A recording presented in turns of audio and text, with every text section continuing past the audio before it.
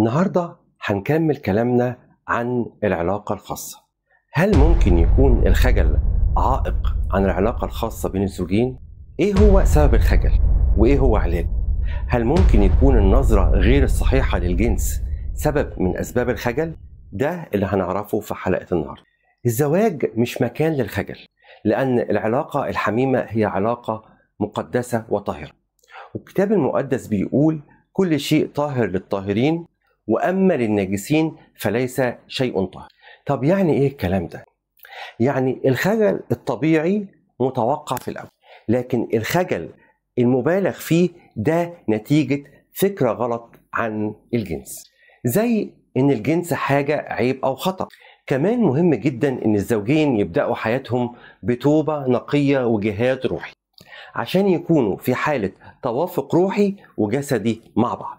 العلاقة دي محتاجة انفتاح وبساطة، كل واحد يكون على طبيعته مع شريكه بلا تصنع أو تكلف. زي ما الكتاب المقدس بيقول ليس بعد اثنين بل جسد واحد، يعني مفيش حد متسلط على نفسه، كل واحد ليه دور ومسؤولية تجاه الآخر. طيب مشكلة الخجل بتكون مع مين أكتر؟ تعالوا نعرف مع بعض في الحلقة دي. كلمتين وبس. مفهوم الجمال في العلاقة الزوجية.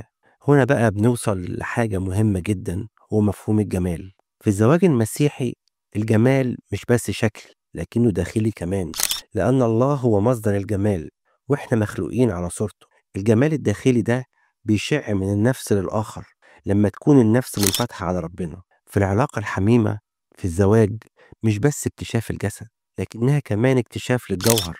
كل واحد بيكتشف جوانب الخير والجمال اللي موجودة جوه شريكه، لكن برضه لازم نهتم بالمظهر الخارجي. ليه؟ لأن التغيير وكسر الروتين بيدي للعلاقة روح جديدة. الاهتمام بالمظهر مش رفاهية لكنها طريقة للتعبير عن الاحترام والحب لشريك حياتك. الخلاصة، العلاقة الحميمة في الزواج المسيحي هي مساحة مقدسة للحب والتواصل. مفيش مكان للخجل أو التصنع، لكن في حب، في بساطة، احترام متبادل، ودايما افتكروا إن الجمال الداخلي والخارجي بيكملوا بعض، وكل ما تزيد المحبة تزيد السعادة. كلمتين وبس. إعداد وتقديم صموئيل القمص، ماجستير مشورة من جامعة هولي صوفيا.